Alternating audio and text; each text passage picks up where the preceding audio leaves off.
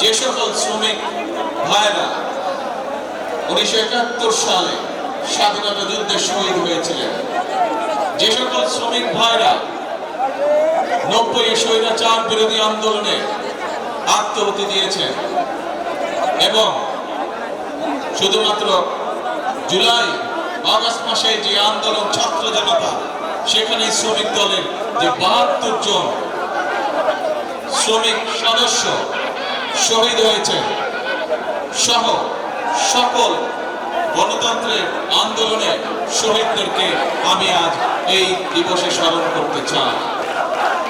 প্রিয় ভাই বোনেরা, আজ এখানে আপনারা যারা উপস্থিত আছেন, আপনাদের নিশ্চয়ই মনে আছে অতীতের এই সামান্য কয়েক বছর আগের ঘটনার কথা, 2 থেকে 3 বছর আগের ঘটনার কথা। আজ এখানে আমরা শান্তিপূর্ণভাবে এই সমাবেশের আয়োজন করছি, কিন্তু মাত্র কয়েকদিন আগের কথা, এই রাজপথ, এই আশেপাশের দালান কোঠা, এই এলাকার প্রতিবেশী ভাই বোনেরা সকলে সাক্ষী আছেন যে এখানে যখন বিএনপি, শ্রমিক দল, যুব দল, ছাত্র দল, স্বেচ্ছাসেবক মহিলা দল যারা এই যখন সমাবেশ করেছে, আমাদেরকে তখন আতঙ্কিত থাকতে হতো কখন সেই স্বৈরাচার বাহিনী হামলা করে বসে। নিশ্চয়ই আপনাদের মনে আছে, আপনারা কি ভুলে গিয়েছেন সেই ঘটনা? ভুলে যাননি।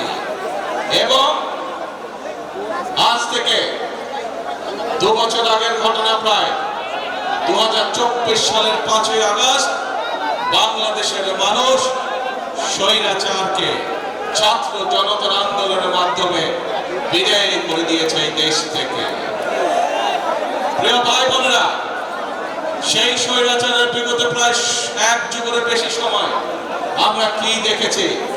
আমরা দেখেছি শুধু যে শ্রমিককে তার অধিকার থেকে বঞ্চিত করা হয়েছে তা নয়, শুধু যে ছাত্রদেরকে তাদের অধিকার থেকে বঞ্চিত করা হয়েছে তা নয়, শুধু যে শিক্ষকদেরকে তাদের অধিকার থেকে বঞ্চিত করা হয়েছে তা নয়, শুধু যে নারীদেরকে তাদের অধিকার থেকে বঞ্চিত করা হয়েছে তা নয়, এই দেশের প্রত্যেকটি খেটে খাওয়া মানুষকে তার অধিকার থেকে বঞ্চিত করা হয়েছে।